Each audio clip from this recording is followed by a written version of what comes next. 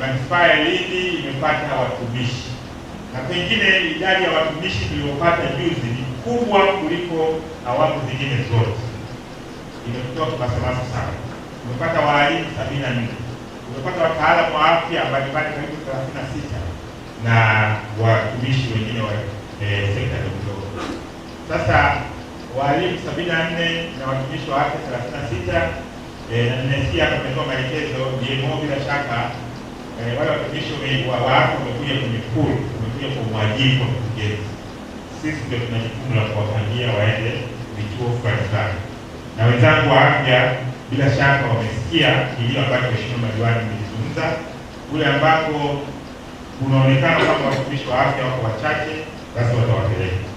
Lakini hawa walimu wa 74, hawa walimu wamekuja na anwani kabisa kwamba nenda ukaripoti shule ya sekondari Mvuleni, shule ya sekondari Nangaru, shule ya sekondari Rutamba na kadhalika. Hawa wameshaenda wameripoti